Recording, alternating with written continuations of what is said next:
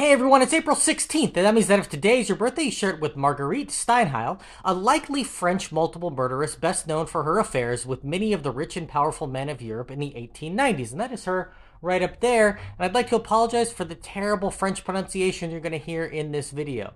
Steinheil was born into a rich family in eastern France in 1869 in a part of the country that was ceded to Germany when she was just 2 years old. But due to the French population of her village, it was exempted from the treaty, so she grew up in a mix of French and German culture.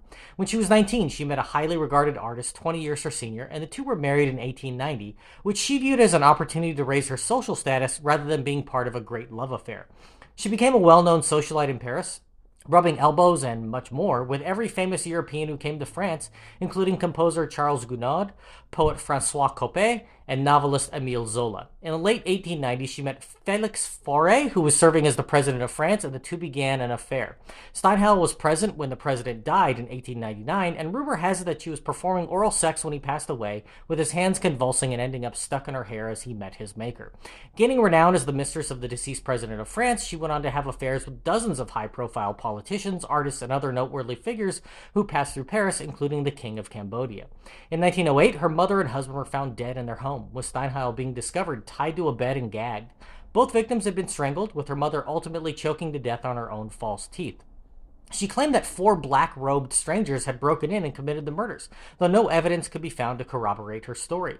Steinheil planted a pearl that she listed among items stolen from the home on her manservant in an attempt to frame him for the crime. When that was discovered, she tried to blame the son of her old housekeeper, but her story fell apart and she was thrown into prison awaiting trial for murdering her own family members. The lesson, as always, is that you can't trust rich people. This was one of the first crimes of the century in the 1900s, and it created a sensation in Paris. Conspiracy theories abounded, claiming that she had poisoned the president, and rival political parties tried to turn the scandal to their advantage. The men of Paris seemed to think she was innocent, while the women favored her guilt. After a year behind bars, she was tried, with spectators lining up for hours to get tickets to watch the event. One attendee was Marcel Proust, one of the most influential writers of the 20th century. The judge called her stories tissues of lies, and many scholars believe that she was certainly at least an accomplice to the murders if she didn't do it herself, but lacking any firm evidence, she was acquitted and set free. Steinheil moved to London after the trial, where she lived out her days, writing a memoir in 1912 and passing away in a nursing home in 1954 at the age of 85.